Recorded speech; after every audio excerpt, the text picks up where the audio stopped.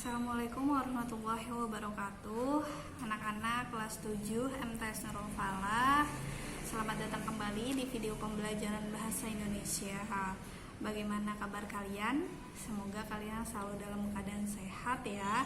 Tetap jaga kesehatannya, tetap jaga kebersihan, baik kebersihan tubuh atau kebersihan lingkungan kalian di rumah tentunya, agar kekebalan tubuh kalian terus membaik sehingga bisa menunjang, mempermudah kalian dalam menjalani proses pembelajaran setiap harinya.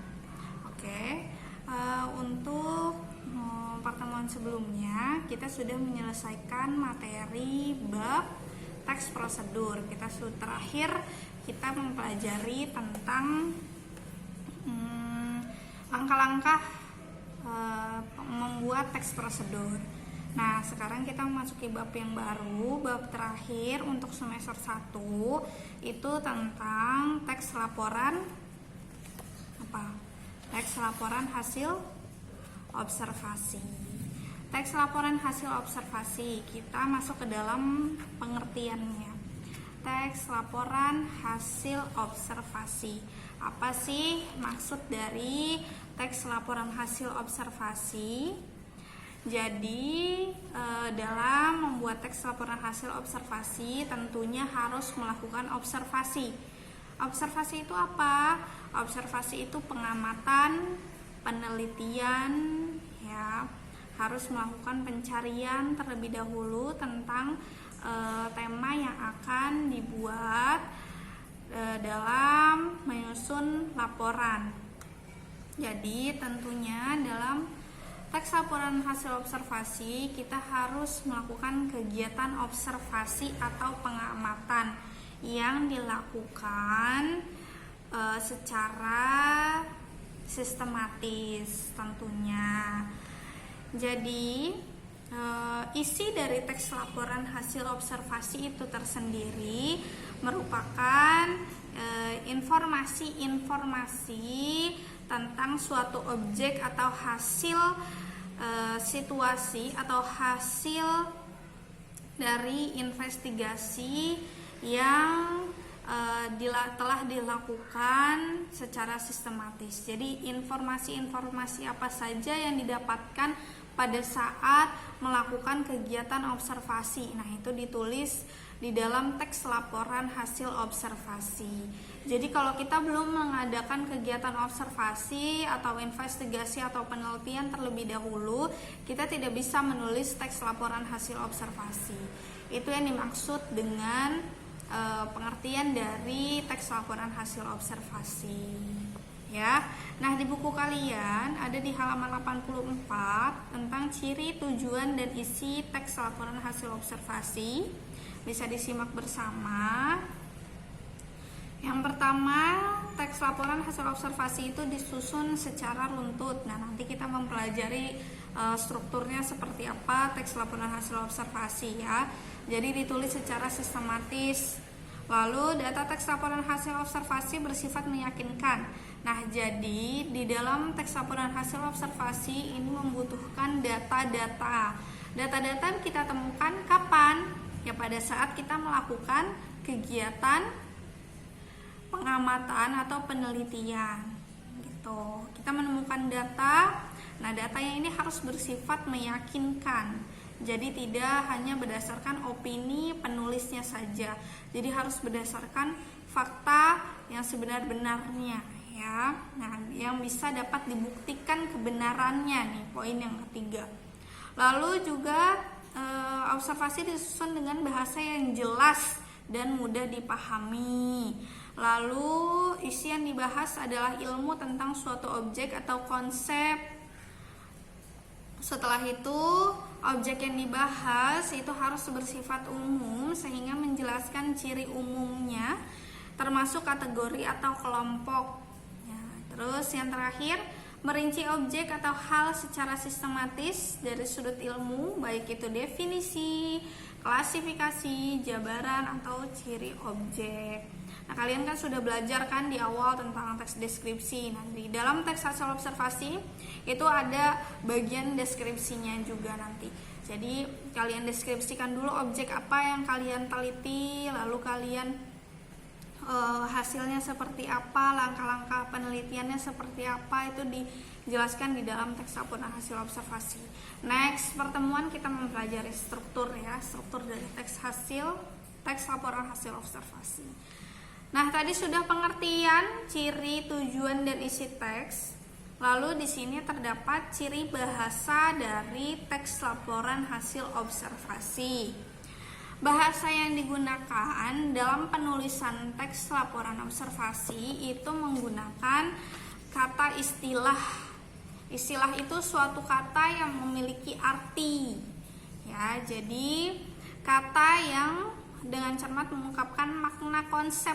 Jadi sebuah kata yang bisa menjelaskan konsep, itu istilah. Istilah-istilah contohnya ada istilah kedokteran, istilah ekonomi, istilah kimia, istilah politik atau istilah sosial, itu ada macamnya.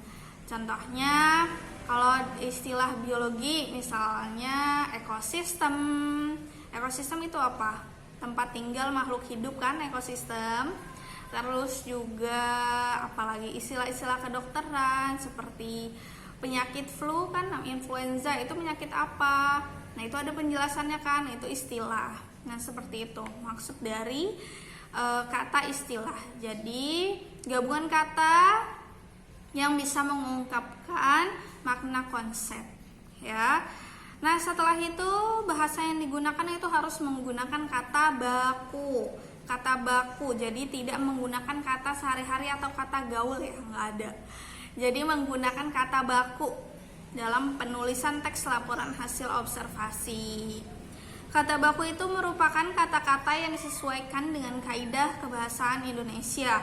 Contoh, di buku kalian tuh ada kata tidak baku antri, kata bakunya antre. Contohnya yang kalian sering temukan itu apotik atau apotek, itu yang benar. Kata bakunya yang mana?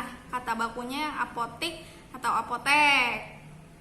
Kata bakunya apotek, karena tidak ada apotiker kan, ya kan? Yang meracik obat tidak ada apotiker, tapi apoteker, ya kan? Yang meresepkan obat. Nah, itu yang termasuk dengan itu maksud dari kata baku. Nah, sekarang kalimat definisi.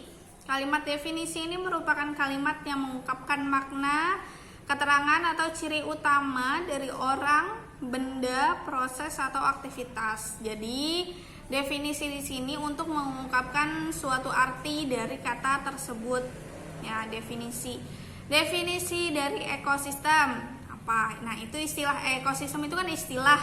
Definisi dari ekosistem itu apa? Tempat tinggal makhluk hidup.